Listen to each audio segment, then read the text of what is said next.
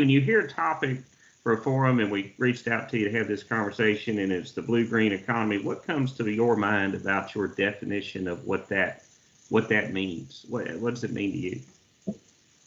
No, yeah, well, to me, it is a bit like in what I would say as inclusive farming. So it's just beyond producing a sort of agricultural commodity.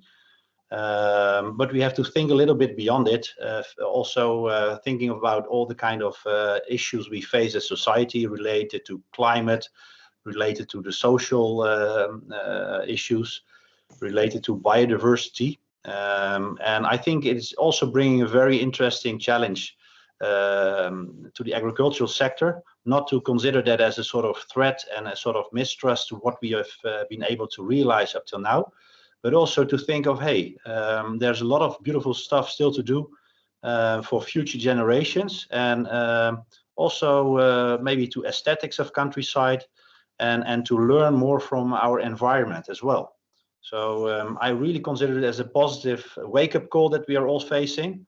And yes, it needs a bit of time to settle and to get more accepted, and yeah, we are ready for it.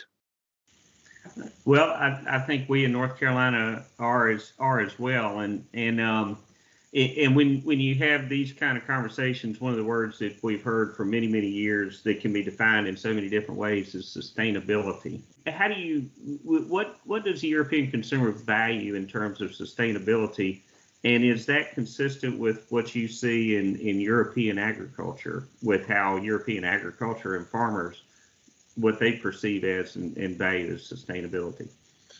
Well, I think the sort of definition of sustainability can have a lot of different interpretations, but one of the things we see here, and I think in the US it's also one, is that it's a local product. So people have awareness to where products come from a sustainability point of view, which also has a bit to do with trust, that people have the tendency to trust a local product more because they have the feeling that I could go to the producer, grower, or I know roughly where they are situated.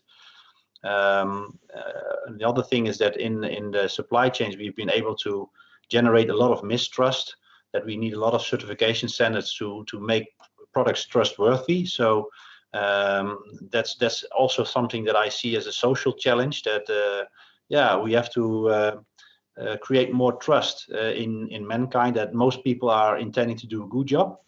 But on the sustainability side, we also see environmental aspects playing a role, particularly for the well-being of the environment, that we have high awareness here in Europe for biodiversity loss, which is getting more traction, to insect problems due to neonicotinoids from agriculture purpose that reduced insect populations, reduced bird populations.